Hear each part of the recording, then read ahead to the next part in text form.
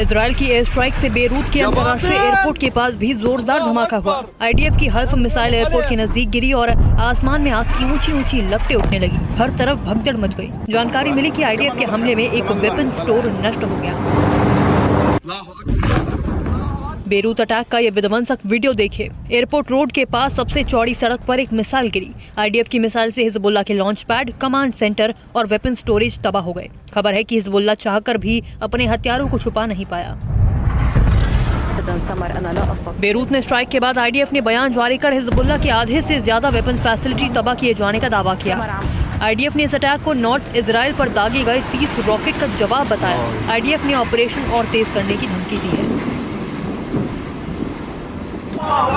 24 घंटे में लेबनान के 10 इलाकों में एयर अटैक कर इजराइल ने हाहाकार मचा दिया। इजराइल के 10 F-15 फाइटर जेट्स ने एक साथ हिजबुल्लाह के 30 ठिकानों पर मिसाइलों की बारिश की। इन हमलों से अल लैलाकी, घोबेरी और हरेत हरिक समेत दक्षिण बेरूत के कई इलाके दहल उठे। लेबनान में इजराइल ने गाजा जैसी स्थिति पैदा कर दी है। रिहायशी इलाकों में भयंकर बमबारी कर इमारतों को ध्वस्त किया जा रहा है। इजरायली एयर स्ट्राइक से दक्षिण के शहरों में भारी दहशत है। लोग भागकर ईरान और सीरिया जा रहे हैं। ग्राउंड ऑपरेशन में इजराइल को बड़ी कामयाबी मिली। ये दावा आईडीएफ चीफ हर्जी हलेवी ने किया है। जंग में अब तक हिजबुल्लाह के कई कमांडर समेत 440 लड़ाके ढेर हो चुके हैं। हलेवी ने कहा कि अटैक की रफ्तार अब और तेज होगी। अब हिजबुल्लाह को सांस लेने तक की फुर्सत नहीं देंगे। इजरायली आर्मी ने बेरूत में एक और ईरानी कमांडर की मौत का दावा किया है। दक्षिण बेरूत में कुद्स फोर्स के प्रमुख इस्माइल कानी की मौत तब हुई जब वो एक बिल्डिंग में अपने सहयोगियों और आईआरजीसी कमांडर्स के साथ मीटिंग में था। आईडीएफ ने कानी के ठिकानों पर सटीक हमला बोला। लेबनान में जब हिजबुल्लाह की सुरंग में घुसी इजरायली मिलिट्री तो क्या हुआ? हिजबुल्लाह के गढ़ में आईडीएफ के ग्राउंड ऑपरेशन की रूपरेखा है क्या? और बैटलफील्ड में मौजूद TV9 के कैमरे में रिकॉर्ड विध्वंसक तस्वीर आपके सामने होंगी। बैटलफील्ड से जुड़ी बड़ी खबरों का अपडेट वॉर जोन टॉप 9 में। दक्षिण लेबनान में ग्राउंड ऑपरेशन कर रही आईडीएफ को बड़ी कामयाबी मिली। इजराइल बॉर्डर तक पहुंचने वाली सुरंग का पता लगाकर हमला किया। हिजबुल्लाह की सुरंग में आईडीएफ को घातक हथियारों का जखीरा मिला। आईडीएफ ने पहली बार सुरंग ऑपरेशन का वीडियो जारी किया है। ग्राउंड ऑपरेशन के दौरान आईडीएफ के कैमरे में टनल के अंदर की एक एक तस्वीर कैद हुई। आईडीएफ ने पाया कि हिजबुल्लाह की सुरंग में लड़ाकों के लिए महीनों तक रहने के जरूरी इंतजाम किए गए। सुरंग के अंदर हथियार फैक्ट्री बनाई गई। हिजबुल्लाह की ये सुरंग 250 मीटर लंबी है। इजरायल सीमा से महज 300 मीटर दूर स्थित है।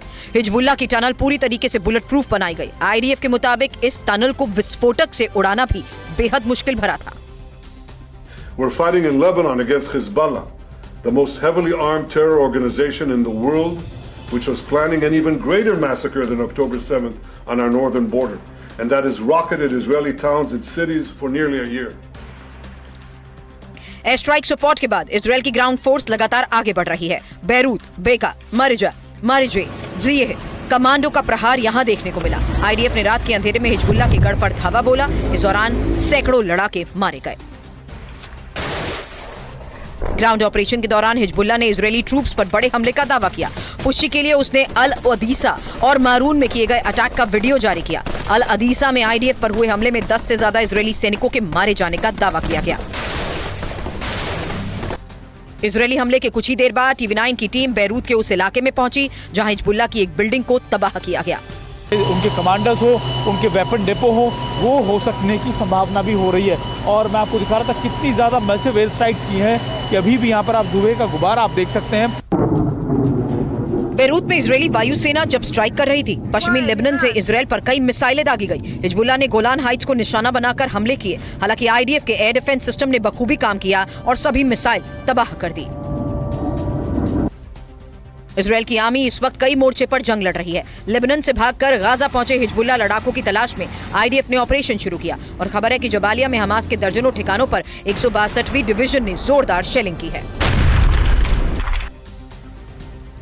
ईरान पर हमले की तारीख को लेकर क्या दावा किया जा रहा है? इजरायली एयरफोर्स का अटैक प्लान क्या है? और अमेरिका ने अचानक क्यों सुपरचार्ज किए अपने न्यूक्लियर वेपन? वैश्विक तनाव से जुड़ी बड़ी खबरों का अपडेट ग्लोबल टेंशन टॉप 9 में। ईरान पर इजरायली अटैक की तारीख तय हो चुकी है। इजरायली सोर्सेस के हवाले से ITV न्यूज ने दावा किया कि रिपोर्ट के मुताबिक 7 अक्टूबर को ईरान पर हमले की आशंका है। स्ट्राइक ग्रुप पहले राउंड में ईरान में टारगेटेड मिसाइल अटैक कर सकती है। अगले 48 घंटे मिडिल ईस्ट के लिए बेहद भारी हैं। इजरायली सूत्रों के हवाले से वॉशिंगटन पोस्ट की रिपोर्ट में संकट की आशंका जताई गई। ईरान पर बड़े हमले का खतरा है। रिपोर्ट के मुताबिक मिडिल ईस्ट में अमेरिकी सेना से अलर्ट नजर आ रहा है। इजरायली एयरफोर्स ने अपने सभी कमांड सेंटर्स को हाई अलर्ट पर रख दिया है। IDF बेस पर हलचल अचानक बढ़ गई। वॉशिंगटन पोस्ट की रिपोर्ट है कि नॉर्थ कमांड और इजरायली एयरफोर्स ने अटैक प्लान तैयार कर रखा है, बस उसे अटैक ऑर्डर का इंतजार है। इजरायली डिफेंस फोर्स के प्रवक्ता की चेतावनी से मिडिल ईस्ट में हड़कंप है। इजरायल ने कहा कि उसके दुश्मनों को गलती की कीमत चुकानी होगी। IDF की तैयारी पर आई रिपोर्ट में ईरानी ऑयल फैसिलिटी पर हमले की आशंका जताई गई। ईरान पर इजरायली हमले की आशंका और ईरान से पलटवार के खतरे को देखते हुए अमेरिका भी अलर्ट है। पूर्वी भूमध्य सागर, फारस की खाड़ी और रेड सी में उसके एयरक्राफ्ट कैरियर, फाइटर जेट की 4 स्क्वाड्रन, 4 डिस्ट्रॉयर और 50,000 सैनिक अलर्ट मोड पर नजर आ रहे हैं। महायुद्ध की आशंका के बीच इजरायली मीडिया पर बड़ा दावा किया गया।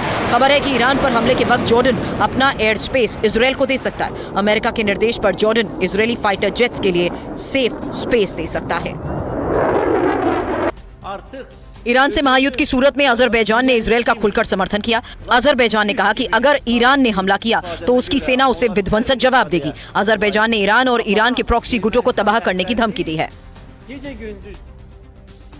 इजरायल से संभावित हमले को लेकर ईरान ने भी बड़ी वार्निंग दी। IRGC ने वीडियो जारी कर कहा कि इजरायल की कब्र तैयार हो चुकी है, उसकी अब एक गलती वजूद मिटा देगी। IRGC प्रोपेगेंडा वीडियो में मिसाइल से इजरायली विमानों पर हमले का सिमुलेशन दिखाया गया। मिडिल ईस्ट में टेंशन के बीच अमेरिका की जंगी तैयारी पर बड़ा खुलासा हुआ।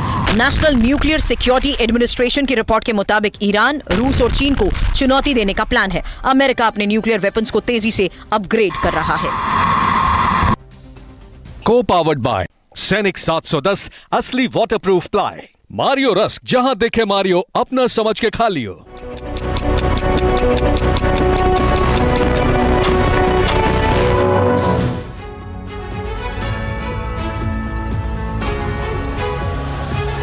नमस्कार, आपके साथ मैं हूं गौरव अग्रवाल। देश के number 1 prime time show super prime time में आप सभी का बहुत स्वागत है। शुरुआत इस वक्त की बड़ी खबर से करते हैं। आज रात इजरायल पर बड़े हमले का अंदेशा है।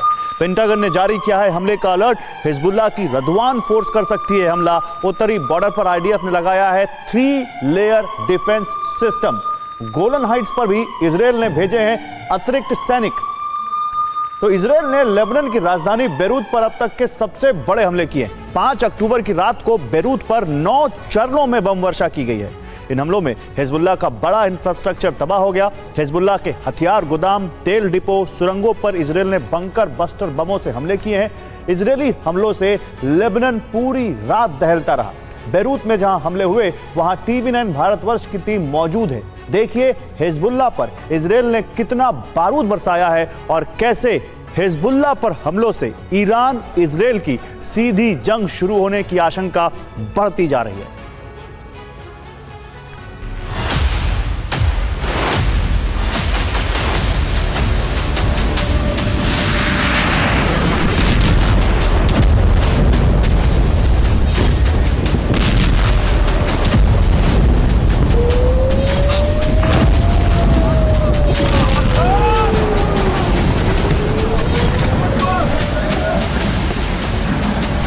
ज्यादा मैसिव एयर स्ट्राइक्स की हैं कि अभी भी यहाँ पर आप धुएं का गुबार आप देख सकते हैं।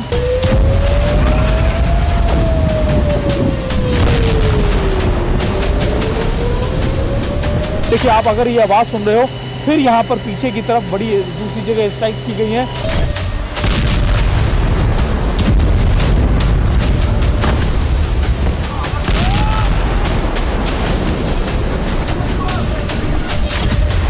5 अक्टूबर की रात बेरूत के लिए सबसे विनाशक साबित हुई है।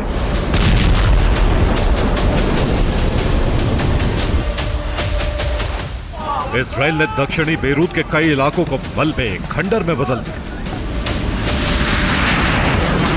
पूरी रात बेरूत का बड़ा इलाका इजरायली वायुसेना के हमलों से दहलता रहा।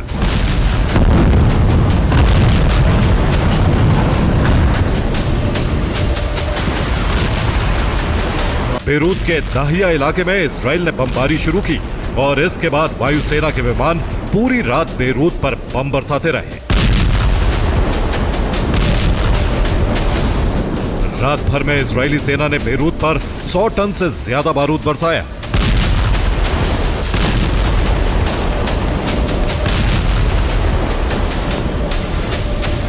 इजरायली सेना ने दाहिया की उस इमारत पर बमबारी की जिसमें IRGC और हिजबुल्ला के कमांडरों की मीटिंग चल रही थी।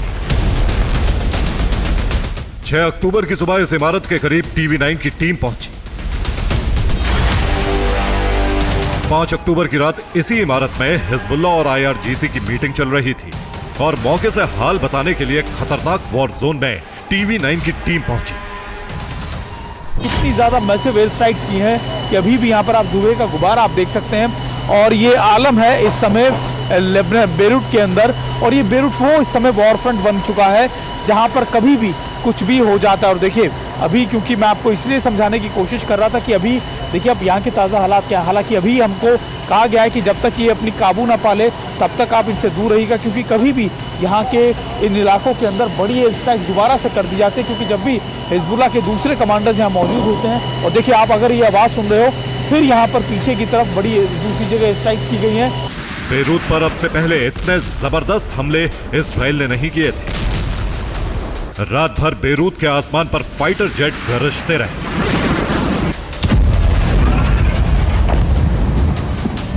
बेरूत पर रुक रुक कर बमबारी होती रही।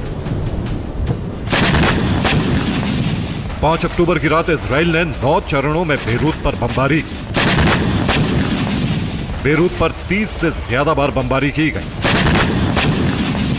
बेरूत के रफीक अल हरीरी इंटरनेशनल एयरपोर्ट के पास भी बम बरसाए गए।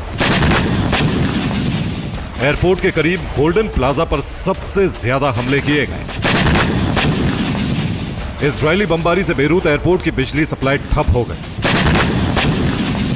दक्षिणी बेरूत के लाइलाकी, ताहविता, बुर्ज अल बराजने और हारित पर सबसे ज्यादा बम बरसाए गए।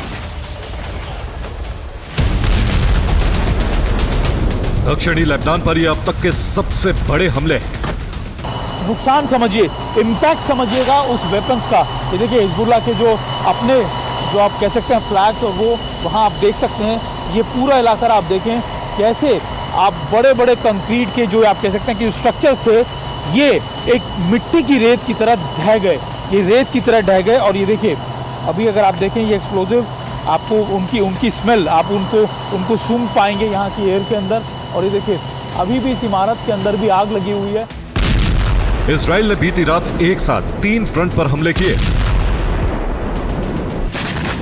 लेबनान पर 30 से ज्यादा स्ट्राइक की गई और इसके साथ ही 5 अक्टूबर की रात इजराइल ने गाजा पर भी हमले किए। अरब मीडिया के मुताबिक गाजा पर 60 से ज्यादा हमले किए गए। लेबनान में 13 लोगों की मौत की खबर है तो गाजा में 30 लोग बमबारी में मारे गए हैं। सीरिया में इस्लामिक रेजिस्टेंस के ठिकानों पर भी बीती रात इजराइल ने हमले किए। 5 अक्टूबर के बेरूत हमलों में हिजबुल्ला को सबसे ज्यादा नुकसान हुआ है। तो इजरायली वायुसेना ने पूरी रात बेरूत के दक्षिणी इलाकों पर बमबारी की। इस हमले में हिजबुल्ला की 250 मीटर लंबी सुरंग नष्ट कर दी गई। हिजबुल्ला के हथियार गोदामों पर हमले किए गए और इसमें बहुत बड़ी संख्या में हथियार नष्ट हुए। इसके साथ ही हिजबुल्ला की एलीट रादवान ब्रिगेड के कैंप पर भी हमले हुए। बीती रात इजरायल के हमलों में हिजबुल्ला के 440 लड़ाके मारे गए। इसके साथ ही हिजबुल्ला के फ्यूल डिपो को भी नष्ट कर दिया गया।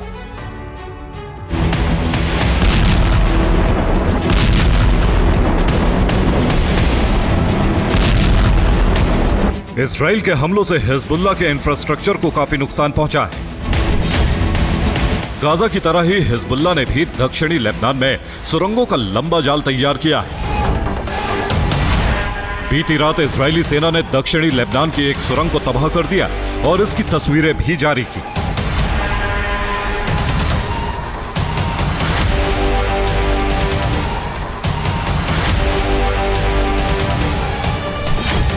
इजराइल ने बेरूत में फ्रांस की टोटल एनर्जी कंपनी के गैस स्टेशन को भी तबाह कर दिया। इजराइल ने फ्रांस के हथियार बिक्री रोकने के फैसले के बाद यह हमला किया। मैक्रो के इस फैसले पर इजरायली पीएम भड़क भी गए। I have a message for President Macron. Today, Israel is defending itself on 7 fronts against the enemies of civilization.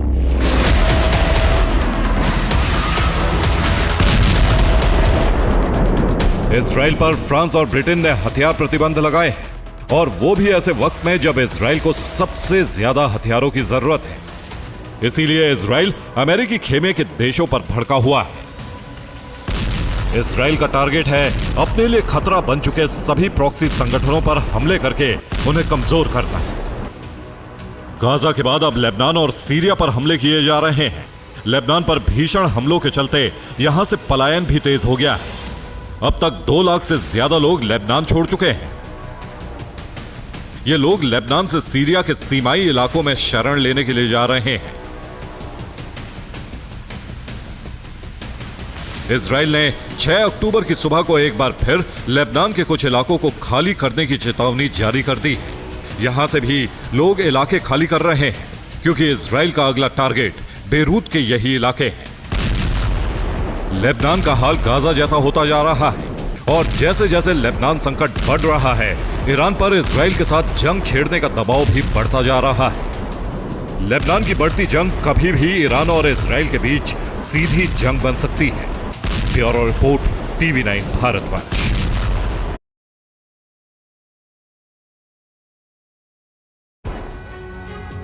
और बड़ी खबर है, लेबनान की राजधानी बेरूत पर आईडीएफ की एयर स्ट्राइक। हवाई हमले में एक मस्जिद पूरी तरह तबाह हुई। आईडीएफ का दावा, मस्जिद में हिज्ब का अंडरग्राउंड बेस था। हमले में कई हिजबुल्लाह लड़ाकों के मारे जाने की आशंका।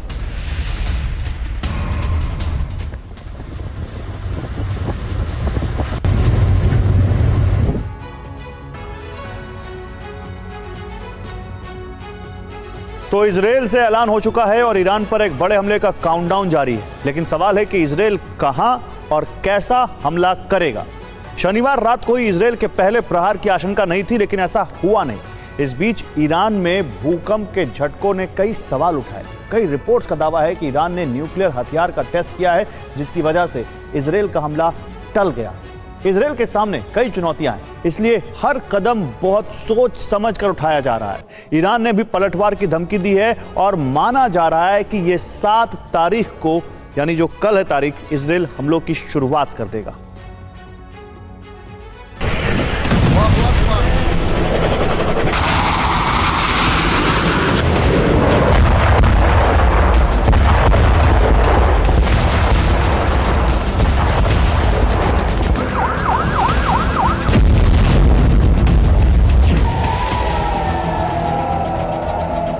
शनिवार की रात गजब की हलचल थी।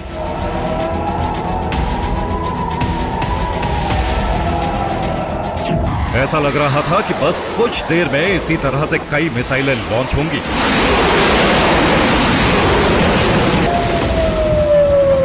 बस कुछ देर बाद कई ड्रोन आसमान में नजर आएंगे।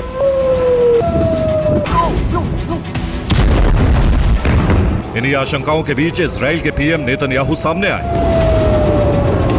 उन्होंने जो बातें कही, उससे कुछ ही पल में ईरान पर हमले की आशंका और मजबूत हो गई।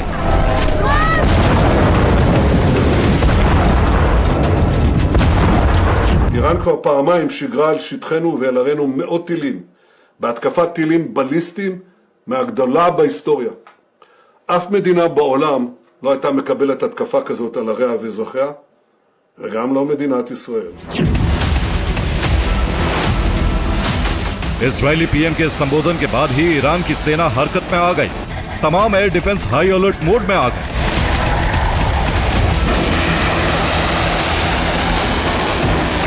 एक बड़े घमासान की आशंका में कई देशों में खलबली मच गई।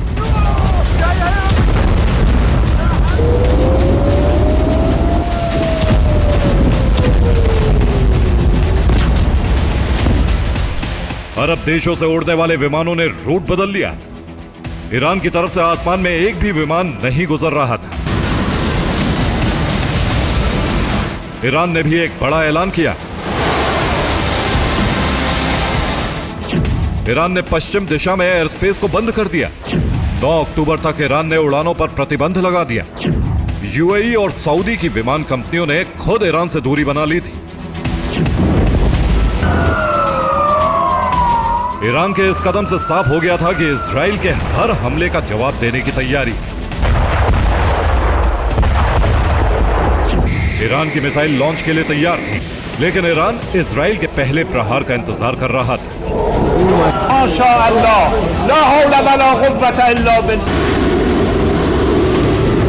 ईरान के करीब समुद्र में भी हलचल थी। ईरान ने शनिवार से पहले ही अपने बंदरगाहों को खाली करा लिया था। ईरान की नौसेना के जहाज समुद्र में लौट गए थे।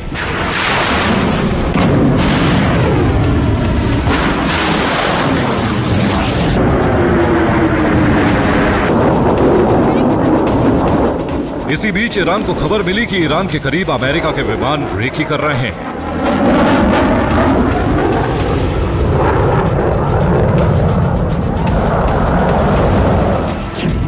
रिपोर्ट के मुताबिक ईरान के करीब अमेरिकी -8 विमान के होने की जानकारी मिली। -8 का इस्तेमाल अमेरिकी खुफिया एजेंसी CIA करती है। इसी के साथ अमेरिकी वायुसेना के 2 टोही विमान भी ईरान के करीब थे। दोनों विमान फारस की खाड़ी के ऊपर उड़ान भर रहे थे। इसके अलावा एक एवॉक्स E-3B सेंट्री विमान भी ईरान के करीब मौजूद था।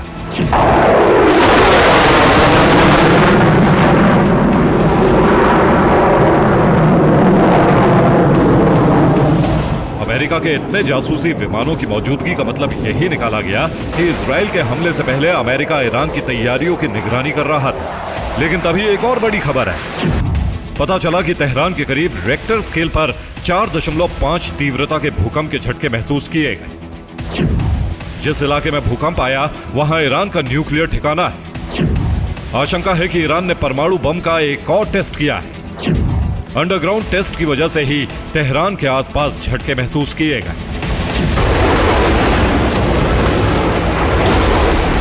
युद्ध का माहौल और हमले की आशंका के बीच ईरान में आए भूकंप को कुदरती नहीं माना जा रहा है। अमेरिका के इतने जासूसी विमानों की मौजूदगी भी ईरान में न्यूक्लियर टेस्ट की आशंका को मजबूत कर रही है। इन तमाम घटनाओं के बीच आखिरकार इजराइल की तरफ से ईरान पर हमला भी नहीं हुआ। एक्सपर्ट्स के मुताबिक इजराइल हमला करने के लिए तो तैयार है, लेकिन हमला कहां किया जाए ये तय करना मुश्किल हो रहा है। इजराइल तमाम तैयारियों के बावजूद लाचार क्यों है, ये आपको दिखाते हैं।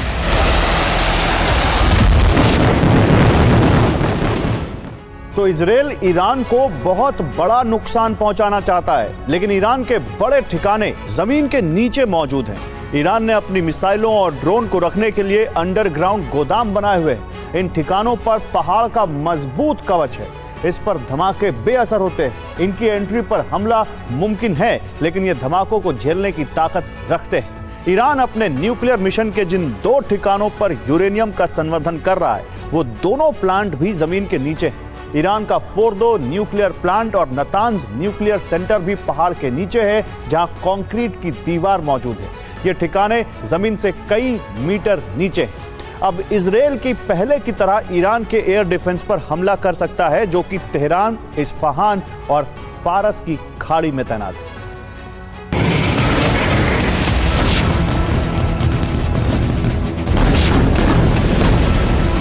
इजराइल के लिए ईरान को बड़ा नुकसान पहुंचाना बेहद मुश्किल है। ईरान की न्यूक्लियर साइट या किसी मिलिट्री ठिकाने को तबाह करने के लिए इजराइल को अमेरिका की मदद लेनी पड़ेगी।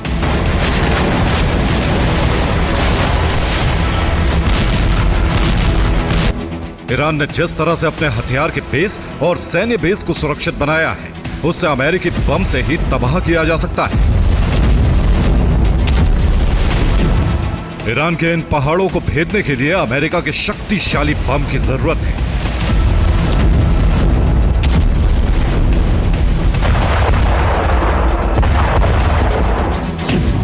अमेरिकी GBU-57A/B बम ईरानी पहाड़ों को भेद सकते हैं। अमेरिका का यह बम जमीन के भीतर कई मीटर नीचे जा सकता है। पत्थर और मजबूत कंक्रीट की दीवारों को भेदने की ताकत रखता है।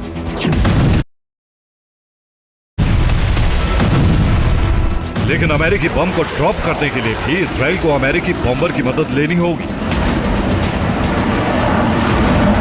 अमेरिका के B-2 स्पिरिट बॉम्बर से ही GBU-57 बम से हमला किया जा सकता है। अमेरिका हालांकि इजराइल की पूरी मदद कर रहा है। शनिवार की रात अमेरिकी सेंट्रल कमांड के चीफ तेल अवीव में थे। हमले की प्लानिंग को फाइनल करने में सेंट्रल कमांड के चीफ की अहम भूमिका थी। माना जा रहा है कि इजराइल के वैसे टारगेट सेलेक्ट किए हैं जो जमीन पर हैं और जिन पर हमला करना आसान हो सकता है। इजराइल के तेल ठिकानों पर हमला किया जा सकता है। फारस की खाड़ी में खार्ग द्वीप पर बड़ा तेल ठिकाना है। इराक की सीमा के करीब भी ईरान का तेल भंडार है। इजराइल ईरान के राष्ट्रपति भवन और सुप्रीम लीडर खामनेई के घर को भी निशाना बना सकता है। इसके अलावा IRGC के मुख्यालय पर भी बमबारी की जा सकती है।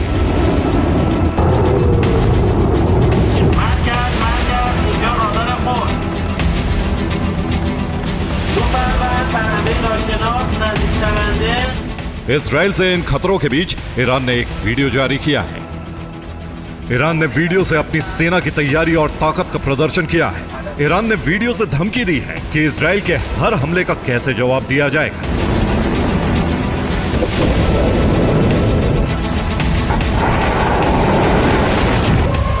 ईरान ने एक वीडियो जारी करके इजराइल के एटमी ठिकाने को तबाह करने की धमकी दी। वीडियो में इजराइल के डिमोना न्यूक्लियर प्लांट को टारगेट करने की धमकी। ईरान का दावा है कि चंद मिनटों में मिसाइल से इजरायली एटमी प्लांट को नष्ट किया जा सकता है। Bureau report, TV9 Bharatvarsh.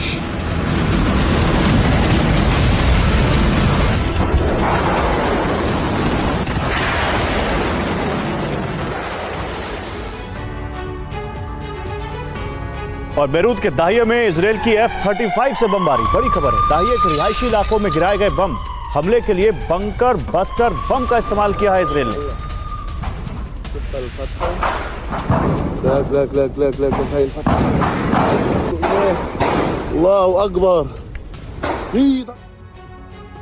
तो इजराइल ने हाई अलर्ट जारी कर दिया है क्योंकि हिजबुल्लाह ने धमकी दी है कि वो 7 अक्टूबर को हमास जैसा हमला कर सकता है। इस हमले का ब्लूप्रिंट ईरान ने तैयार किया है। ईरान के सुप्रीम लीडर अयातुल्लाह खामनेई के निर्देशों पर तैयार हुआ है। सिर्फ हिजबुल्लाह ही नहीं बल्कि दूसरे ईरानी प्रॉक्सी संगठन भी इजराइल को दहलाने के लिए हुंकार भर रहे हैं।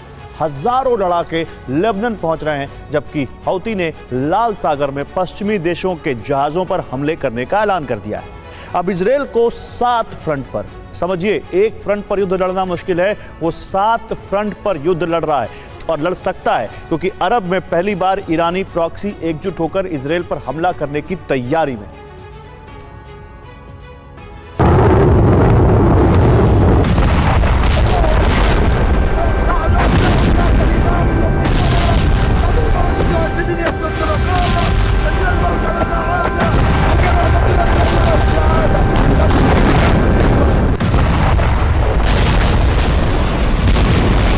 पिछले साल 7 अक्टूबर को मिले इजराइल के जख्म अभी भरे नहीं कि फिर से ईरानी प्रॉक्सी तबाही मचाने की धमकी दे रहे हैं।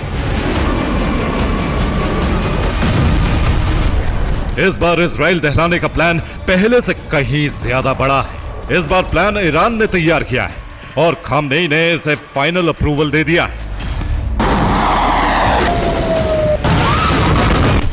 पहले ईरान का ब्लूप्रिंट समझिए।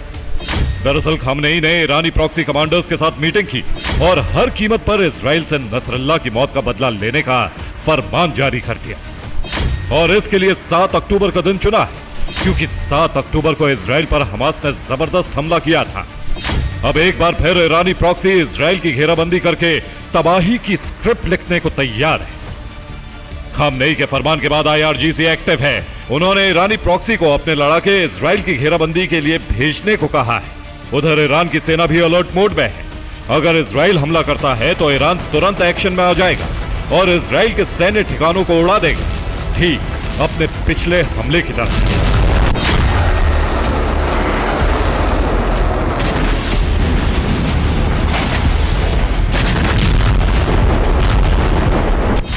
जबकि इजराइल को इसका अंदेशा है, इसलिए 3 लेयर डिफेंस सिस्टम लगा दिया गया है।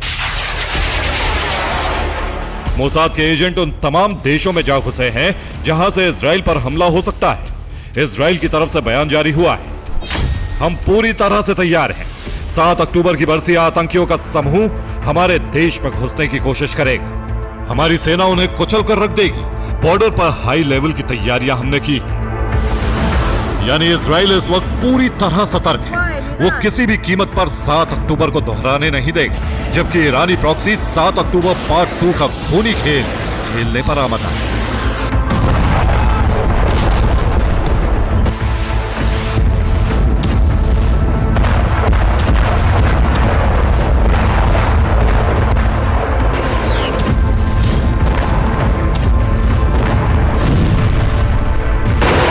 नसरल्लाह की मौत के बाद से हिजबुल्लाह लड़ाके आक्रोशित हैं। इस वक्त वही सबसे ज्यादा हमले कर रहा है। पिछले 48 घंटों में उसने इजराइल में 10 से ज्यादा जगह पर हमले किए। सबसे ज्यादा अटैक गलीली में किए गए, जहां उस मिसाइल का इस्तेमाल किया गया जिसने इजराइल के मार्कावा टैंक को मार गिराया।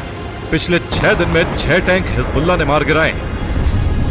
दूसरी तरफ हूती के लड़ाके बोट में बैठकर इजराइल की तरफ निकल पड़े, जबकि लाल सागर में पश्चिमी देशों के जहाजों को निशाना बनाया जा रहा है। ब्रिटिश ऑयल टैंकर पर हमला करने के बाद टास्क फोर्स पर रॉकेट दागे, जिसके बाद अमेरिका ब्रिटेन ने ज्वाइंट ऑपरेशन चलाया है और यमन में हूती ठिकानों पर हमले किए।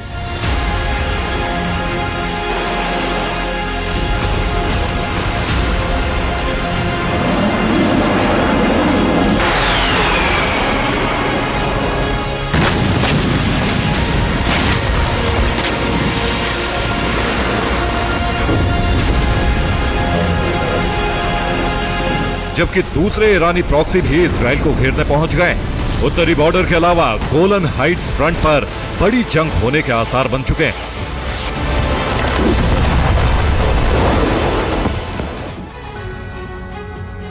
तो देखिए, ईरानी प्रॉक्सी के चक्रव्यूह में इजराइल फंसता दिख रहा है, क्योंकि गाजा फ्रंट से हमास फिर एक्टिव हो गया है।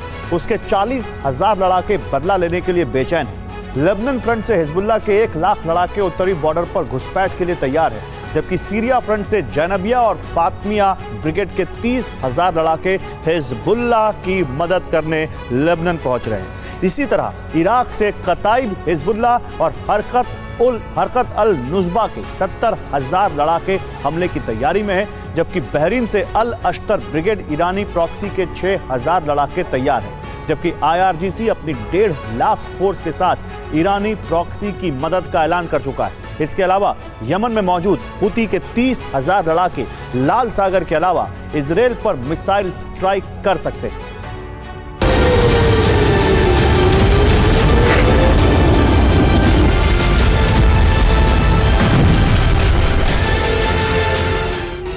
हालात ऐसे हैं कि हिजबुल्लाह ने तो हमले शुरू भी कर दिए हैं। उत्तरी बॉर्डर पर यह मिसाइल स्ट्राइक का वीडियो है, जिसमें एक साथ कई मिसाइल उत्तरी बॉर्डर पर गिरे।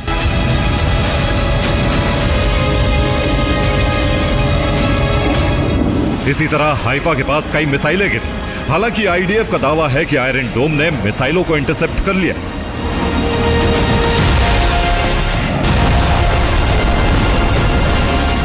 हिजबुल्लाह के हमले इतने विध्वंसक थे कि एक पुलिस स्टेशन पूरी तरह खाक हो गया। ये उसी का वीडियो है।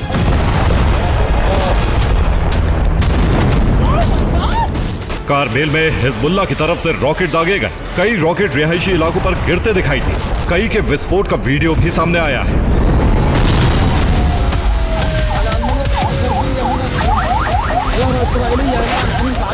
हिजबुल्लाह ने दावा किया है कि उसने पिछले 48 घंटे में 100 से ज्यादा जगह हमले किए। उसने यहां तक कहा है कि यह सिर्फ ट्रेलर है। तबाही की पूरी पिक्चर 7 अक्टूबर को दिखाई देगी।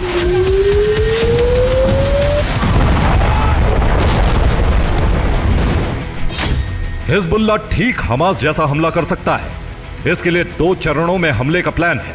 सबसे पहले लितानी पार मौजूद हिजबुल्लाह ठिकानों से रॉकेट स्ट्राइक की जा सकती है, जिसके टारगेट पर उत्तरी बॉर्डर पर मौजूद IDF सैन्य ठिकाने हैं। ऐसा करके हिजबुल्लाह इजराइल के डिफेंस सिस्टम को चकमा देने की तैयारी में है। साथ ही टैंक और मिसाइल लॉन्चर को नष्ट करने का प्लान है। उत्तरी बॉर्डर और गोलान हाइट्स पर हमले का ब्लूप्रिंट बना लिया गया है, जिससे इजरायली फोर्स को 2 मोर्चों पर युद्ध लड़ना पड़ेगा। हिजबुल्लाह का साथ दे रहे हमास और हूती लड़ाके भी लेबनान पहुंच रहे हैं। दूसरे चरण में हिजबुल्लाह डिफेंस सिस्टम नाकाम होते ही लड़ाके उत्तरी बॉर्डर के अंदर भेज दें।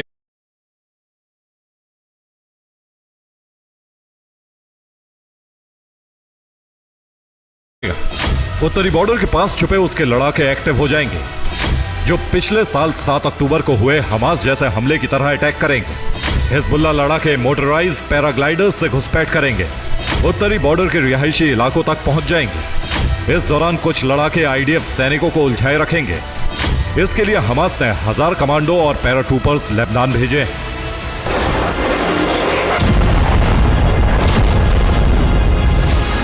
हालांकि इजराइल भी पलटवार कर रहा है। एक तरफ ग्राउंड ऑपरेशन, दूसरी तरफ एयर स्ट्राइक से दहला रहा है। लेकिन 7 अक्टूबर को लेकर इजराइल डरा भी हुआ है, इसलिए अमेरिका से सुरक्षा में मदद मांगी है, जिसके बाद अमेरिका ने लेबनान और ईरान के पास अपने युद्धपोत तैनात कर दिए हैं। Bureau report, TV9 Bharatvarsh.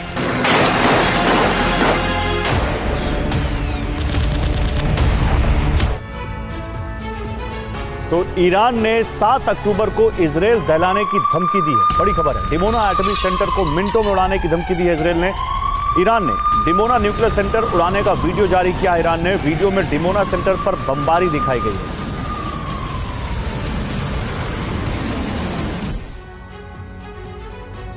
तो प्रॉक्सी संगठन ईरान की सबसे बड़ी ताकत है, जिसकी सप्लाई चेन इजराइल ने काट दी है। खबर है कि ईरान की कुद्स फोर्स के कमांडर इस्माइल कानी मारे जा चुके हैं। दावा है कि कानी की मौत लेबनान के दाहिया में हुई। वो उसी बंकर में मौजूद थे जिसे 72 घंटे पहले इजराइल ने 3000 किलो बारूद बरसाकर उड़ा दिया था।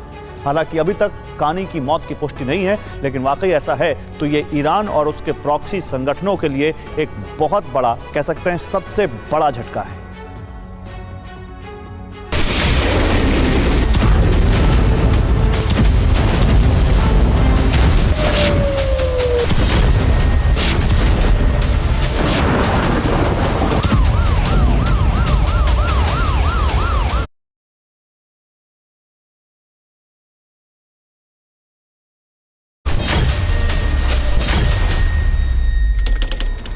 तारीख 4 अक्टूबर, वक्त नसरल्लाह को दफनाने से 12 घंटे पहले, जगह बेरूत, लेबनान।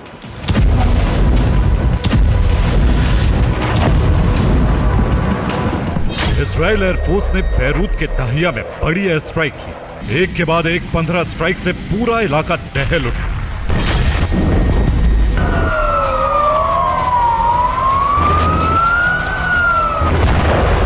इजराइल के टारगेट पर नसरल्लाह के उत्तराधिकारी यानी हिजबुल्लाह का अगला चीफ हाशिम सैफी अल दीन था, जो हिजबुल्लाह के अंडरग्राउंड बंकर में मीटिंग के लिए पहुंचा था। हमलों में हाशिम सैफी की मौत का दावा किया जा रहा है, लेकिन अब जो खबरें निकलकर सामने आ रही हैं, उसने पूरे मिडिल ईस्ट को हिलाकर रख दिया है।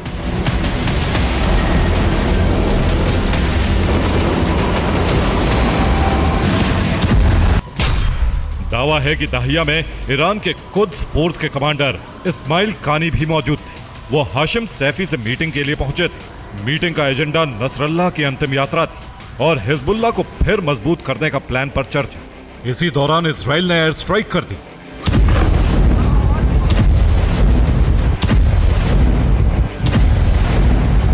स्ट्राइक के वक्त अगर मीटिंग में कानी मौजूद था तो उसके जिंदा होने की उम्मीद बेहद कम है, क्योंकि इस मीटिंग में मौजूद Hezbollah commander Mohammad Rashid Saqafi और मोहम्मद यूसुफ अनीसी के मारे जाने की पुष्टि हो चुकी है। वहीं हमले के बाद से हाशिम सैफी का कोई अता पता नहीं।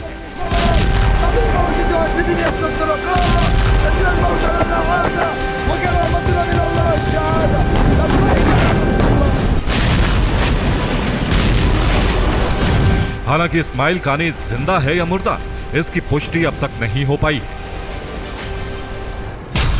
कुवैत के अखबार अल जारिद के मुताबिक हमले में इस्माइल कानी घायल है। कानी के कंधे, छाती और सिर में गंभीर चोटें आई हैं। वहीं सऊदी अरब के अखबार ने सूत्रों से खबर दी है कि इजराइल हमले में कुद्स फोर्स का कमांडर इस्माइल कानी मारा गया है।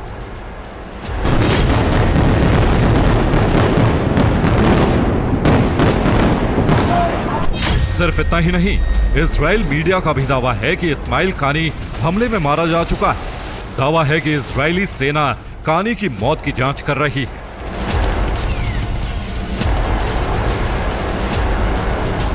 दाहिया में आईडीएफ का हमला अब तक का सबसे बड़ा बंका बस्टर हमला माना जा रहा है। दावा है कि इजराइल का यह विस्फोट नसरल्ला पर हुए हमले से भी बड़ा और विध्वंसक था।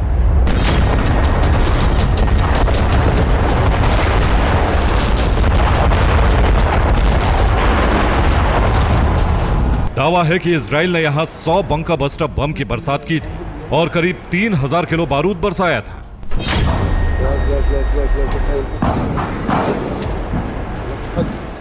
दावा है कि इजराइल के इतने बड़े हमले के पीछे यहां कुद्स कमांडर कानी का मौजूद होना था। लेकिन सवाल है कि हमले में कानी की मौत या घायल होने की खबरों का आधार क्या है?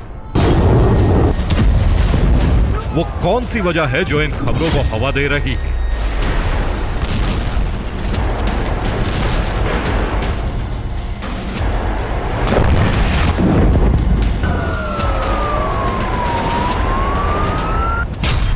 वजह नंबर 1, इस्माइल कानी की नसरल्ला के जनाजे में शामिल होने की खबर थी, लेकिन सूत्रों के मुताबिक वो जनाजे में नहीं पहुंचे। वजह नंबर 2, शुक्रवार को खेमेनेई ने तेहरान की ग्रैंड मस्जिद से लाखों लोगों को संबोधित किया। इस संबोधन में भी इस्माइल कानी मौजूद नहीं थे। वजह नंबर 3, इस्माइल कानी एक हफ्ते से लेबनान में मौजूद थे। 2 दिनों से उनकी लोकेशन ट्रेस नहीं हो पा रही है। वजह नंबर 4, इस्माइल कानी की मौत के दावों को 24 घंटे से ज्यादा बीत चुका है, लेकिन अब तक ईरान ने इन दावों का खंडन नहीं किया।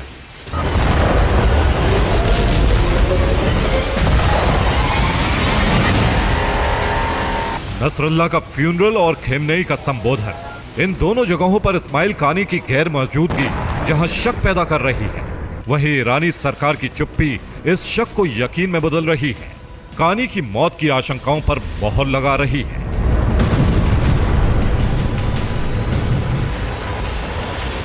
ईरानी मीडिया में भी इस तरह की खबरें तूल पकड़ चुकी हैं। ईरानी मीडिया अपनी हेडलाइंस में सरकार से सवाल पूछ रही है, क्या हमारे जनरल जिंदा और ठीक हैं? क्या हम अपने कमांडर को देख पाएंगे?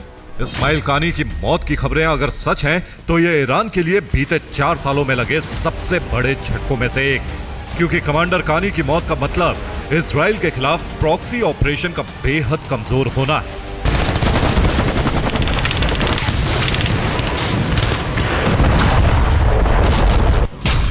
इस्माइल कानी ईरान के कुद्स फोर्स का कमांडर है। कुद्स फोर्स सभी प्रॉक्सी संगठनों को कंट्रोल करती है। प्रॉक्सी को हथियार पहुंचाने का जिम्मा भी कुद्स फोर्स के पास है। कानी के नहीं होने से प्रॉक्सी संगठन का नेटवर्क खतरे में पड़ सकता है। इस्माइल कानी की ईरान के लिए क्या अहमियत है, इसका अंदाजा इसी से लगाया जा सकता है कि उसे भविष्य में कासिम सुलेमानी का उत्तराधिकारी माना जाता है।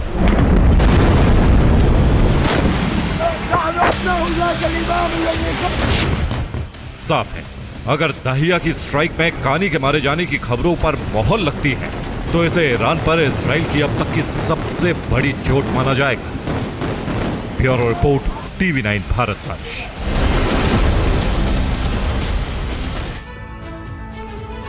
और रूस के दागिस्तान के शॉपिंग मॉल में भयंकर आग लग गई है। क्रेमलिन को यूक्रेन की ड्रोन स्ट्राइक का अंदेशा है। हमले में टॉय वेयरहाउस पूरी तरह खाक हुआ। मॉल की कई दुकानों में आग तेजी से फैली। तो ये रूस का दागिस्तान है, जहां एक टॉय वेयरहाउस में बहुत बुरी तरह आग लग गई। क्रेमलिन को अंदेशा है कि यूक्रेन ने ड्रोन स्ट्राइक की। हालांकि बात मिडिल ईस्ट की करते हैं। मिडिल ईस्ट में लड़ाई गाजा से शुरू हुई थी और अब लेबनान के साथ साथ गाजा में भी विनाश का नया चरण शुरू हो गया है। जी हां, गाजा में इजराइल ने नए सिरे से विध्वंसक हमले शुरू कर दिए। इजरायली सेना एयर स्ट्राइक करके गाजा में हमास के ठिकानों को तबाह कर रही है। इजराइल ने उत्तरी गाजा में ग्राउंड ऑपरेशन भी नए सिरे से शुरू कर दिया है और कई इलाकों को खाली कराया जा रहा है। लेबनान और ईरान के साथ चल रहे संघर्ष के बीच इजराइल ने गाजा में विनाश का नया फेज आखिर क्यों शुरू किया, इसकी वजह देखिए इस रिपोर्ट में।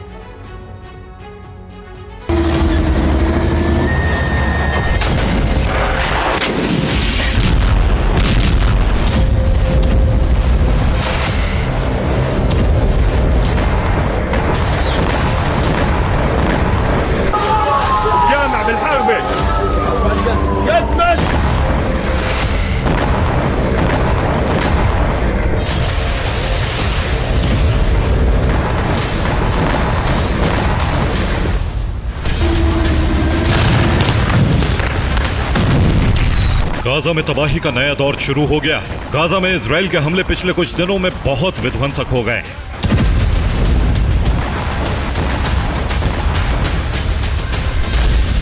गाजा में इजराइल ने नए सिरे से बमबारी शुरू कर दी। इजरायली सेना ने सुबह सुबह गाजा की एक मस्जिद पर एयर स्ट्राइक की।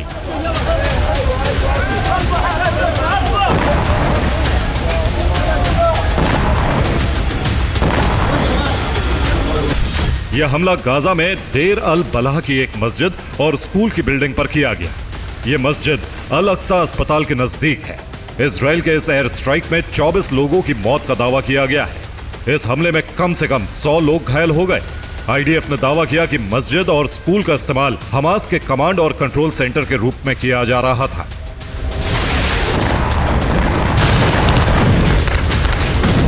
गाजा में हवाई हमलों के अलावा इजराइल ने फिर से ग्राउंड ऑपरेशन भी शुरू कर दिया है।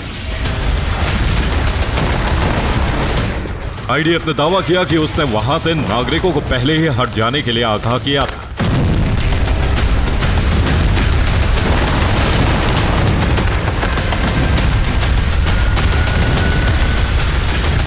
अब इजरायली सेना ने उत्तरी गाजा के बड़े हिस्से को फिर से खाली करने को कहा है। इजरायली सेना का दावा है कि हमास ने इस इलाके में अपने कमांड सेंटर बना रखे हैं। हमास यहां के लोगों को ह्यूमन शील्ड के रूप में इस्तेमाल कर रहा है।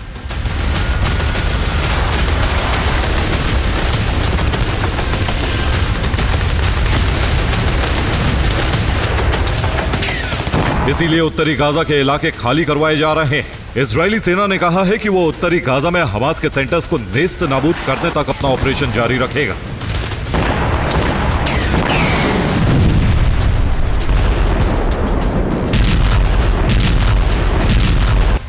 गाजा में लड़ाकू विमानों के साथ साथ इजरायली टैंक भी गरज रहे हैं।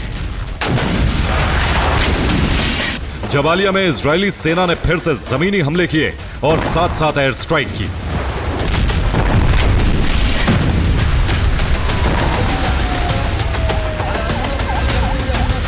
आईडीएफ की 162वीं डिवीजन ने जबालिया कैंप को घेरकर हमला किया। इजरायली सेना का दावा है कि जबालिया में हमास लड़ाके फिर से जमा हो रहे हैं।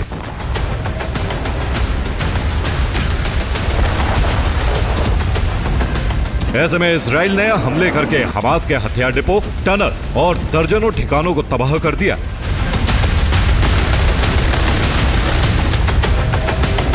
ये हमले उत्तरी गाजा में जबालिया कैंप, जबालिया शहर और बेत लाहिया में किए गए। उधर वेस्ट बैंक में भी इजरायली सेना ने हमले करके बड़ी तबाही मचाई। इजरायली सेना को आशंका है कि 7 अक्टूबर को हमास के साथ जंग के पूरे 1 साल हो जाएंगे। ऐसे में हो सकता है कि हमास इजराइल पर नए सिरे से हमले करे।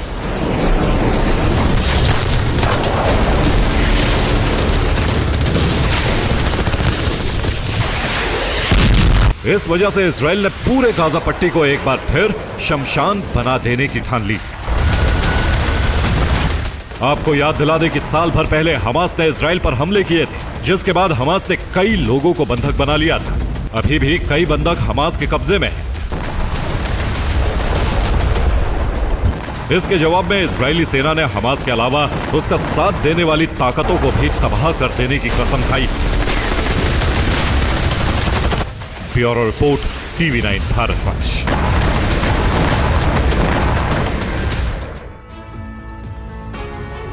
तो एक तरफ अरब युद्ध खतरनाक दौर में प्रवेश कर चुका है, तो दूसरी तरफ रूस यूक्रेन की जंग में बहुत बड़ा और विध्वंसक मोड़ आ गया है। 24 घंटे के अंदर यूक्रेन ने रूस की धरती पर स्टॉर्म शैडो मिसाइलों से बहुत बड़ा हमला कर दिया है। यूक्रेन के हमले में रूस के 3 कमांड पोस्ट और 3 एयर डिफेंस सिस्टम समाप्त हो गए। इसके बाद क्रोधित पुतिन सेना ने यूक्रेन की राजधानी कीव को खत्म करने का ऑल राउंड ऑपरेशन शुरू कर दिया।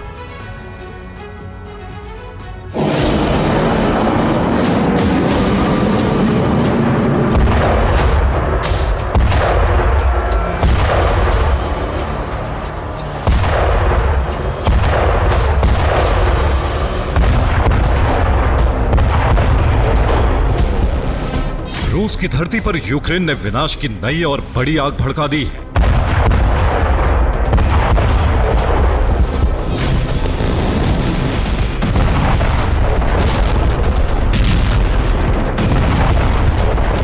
यूक्रेनी फोर्स ने रूस को एक बार फिर से बड़ा जख्म दे दिया है।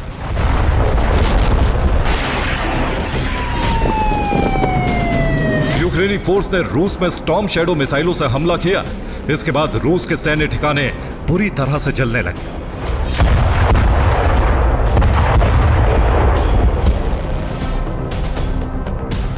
चौबीस घंटे के अंदर यूक्रेन ने रूस में लंबी दूरी के कई हमले किए।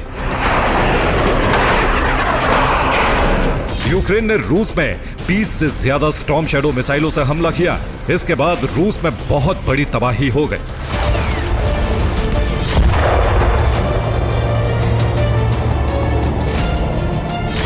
यूक्रेन के बारूदी वज्रपात में रूस के 3 कमांड पोस्ट समाप्त हो गए। कमांड पोस्ट पर मौजूद रूस के कई घातक हथियार जल गए। यूक्रेन के हमले में रूस के 3 बक एयर डिफेंस सिस्टम भी भस्म हो गए। यूक्रेन ने रूस में 50 से ज्यादा ड्रोन फायर किए। रूस का दावा है कि उसने यूक्रेन के ज्यादातर ड्रोन को हवा में ही तबाह कर दिया।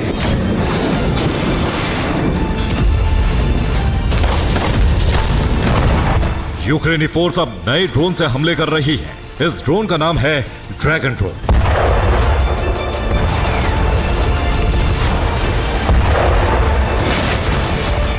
रूस के दागिस्तान में बहुत बड़ी आग भड़क गई है। वहां एक शॉपिंग मॉल आग की लपटों में घिर गई है। माना जा रहा है कि यह आग यूक्रेन के हमले के बाद लगी। यूक्रेन ने रूस को बहुत बड़ा जख्म दे दिया है। इससे बौखलाई पुतिन की सेना ने यूक्रेन को समाप्त करने का अभियान शुरू कर दिया है। रूस 1 दर्जन फ्रंट पर यूक्रेनी फोर्स की कब्र खोद रहा है।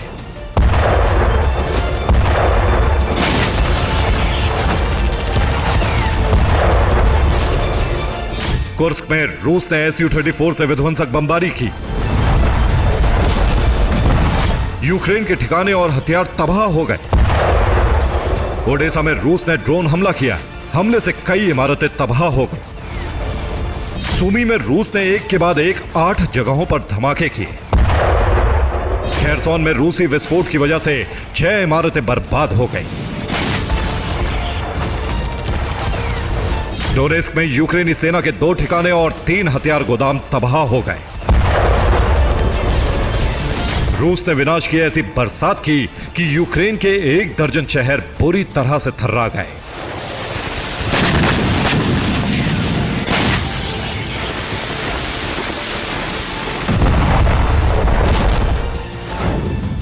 रूस ने कुछ ही घंटों के अंदर 115 ड्रोन फायर किए। 27 स्कंदर मिसाइलों से विस्फोट किया तो 56 Kh-59 मिसाइलों से भी धावा बोला। इसके बाद यूक्रेन की धरती बुरी तरह से जलने लगी।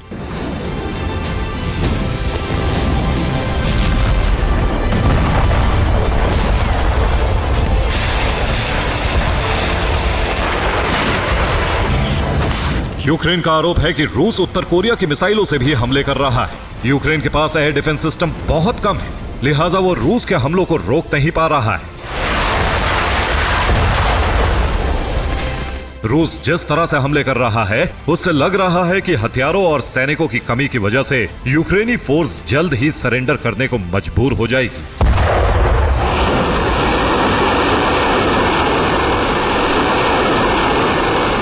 Bureau report, TV9 Bharat flash.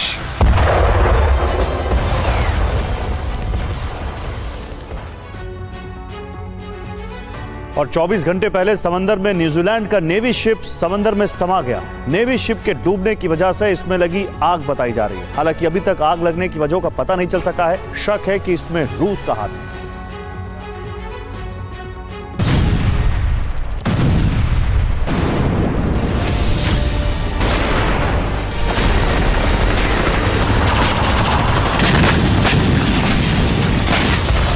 Ukraine रूस की जमीन को दहला रहा है।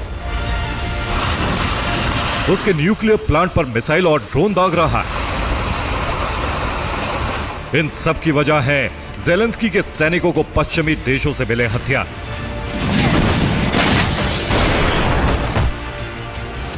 नाटो देश के हथियारों के दम पर ज़ेलेंस्की कुर्स्क में अब तक टिके हुए हैं।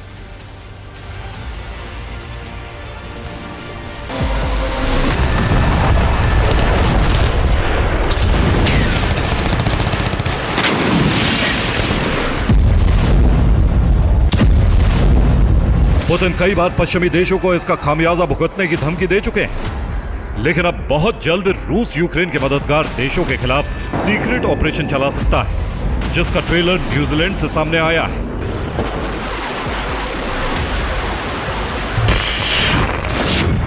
समंदर में डूबता यह जहाज न्यूजीलैंड की नौसेना का है, जो समाओ के तट पर आग लगने की वजह से डूब गया। न्यूजीलैंड के इस नेवी शिप का नाम मनावानुई था। मनावानुई एक पेट्रोलिंग शिप था। समाओ के दक्षिणी तट पर रात के वक्त गश्त कर रहा था। अचानक शिप में खराबी आ गई। कुछ देर बाद शिप में आग लग गई। सुबह 9 बजे तक शिप समंदर में समा गई।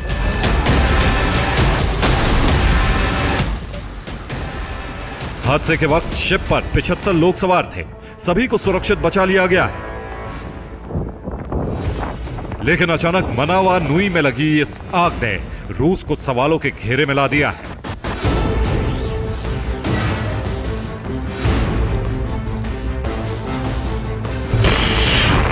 सवाल उठ रहे हैं कि क्या यह रूस का सैबोटाज हमला था, जिसके जरिए रूस ने न्यूजीलैंड को चेतावनी देने की कोशिश की।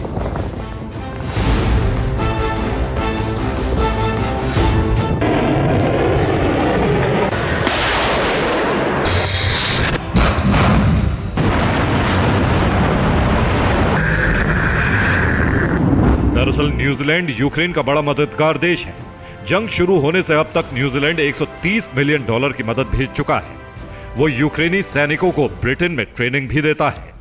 यूक्रेन से खुफिया जानकारियां साझा कर रहा है।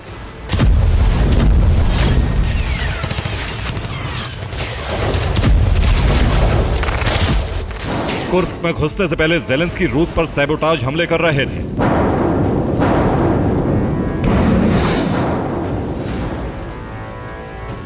माना जा रहा है कि अब पुतिन सैबोटाज हमलों के जरिए नाटो देशों को आने वाली तबाही का मैसेज देना चाहते हैं।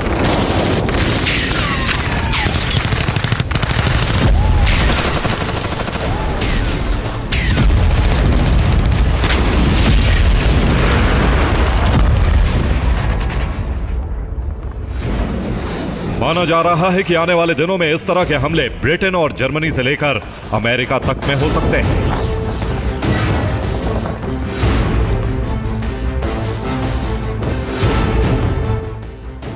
Bureau report, TV9 Bharatvarsh. और अब आपको एक ऐसी खबर दिखाते हैं जिसकी तस्वीरें दिल दहला देने वाली हैं। अमेरिका के लास वेगस में एयरपोर्ट के रनवे पर एक विमान में आग लग गई। विमान के इंजन में अचानक धुआं उठता देखकर अफरा तफरी मच गई। जिस समय विमान में यह आग लगी उस वक्त उसमें करीब 200 लोग सवार थे। विमान में आग लगने के बाद क्या हुआ, पूरी खबर इस रिपोर्ट में देखिए।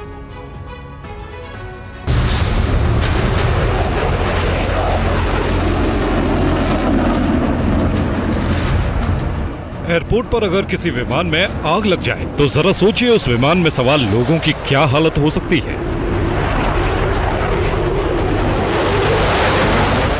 जरा सोचिए कोई विमान इस तरह से आग पकड़ ले तो विमान में सवार यात्रियों को बचाने के लिए एयरपोर्ट पर कैसी अफरा तफरी मची होगी।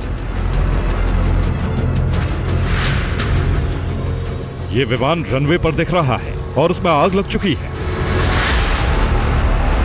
विमान से लपटें उठ रही हैं और धुआं भी दिखाई दे रहा है। यह घटना अमेरिका के लास वेगस में हुई, जहां बहुत बड़ा हादसा टल गया। रिपोर्ट्स के अनुसार लॉस वेगस में लैंडिंग के दौरान फ्रंटियर एयरलाइंस के विमान में आग लग गई। सान डिएगो से आ रही लॉस वेगस जाने वाली फ्रंटियर एयरलाइंस की उड़ान 1326 को लॉस वेगस से हैरी रीड अंतर्राष्ट्रीय हवाई अड्डे पर आपातकालीन लैंडिंग करनी पड़ी। पायलटों ने विमान के इंजन में धुआं उठता देखा। वीडियो में साफ दिखाई दे रहा है कि लैंडिंग के समय विमान में लपटें उठ रही हैं। इसके बाद पायलटों ने लॉस वेगस में इमरजेंसी लैंडिंग की इजाजत मांगी। अच्छी बात यह रही कि इस हालात से निपटने के लिए एयरपोर्ट पर पहले से ही पूरे बंदोबस्त थे और विमान में आग तुरंत बुझा दी गई।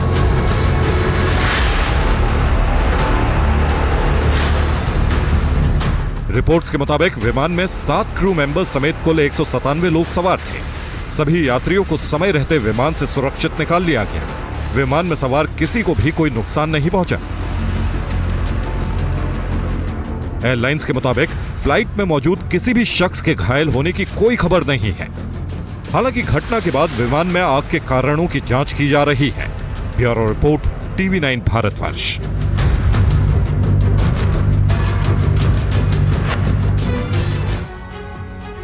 और आज हमने आपसे 3 सवाल पूछे थे। देखते हैं प्रोबो देश का ओपिनियन मीटर क्या कहता है। क्या इस महीने सिंपल पे फीचर लॉन्च होगा? 45% यस, 55% नो।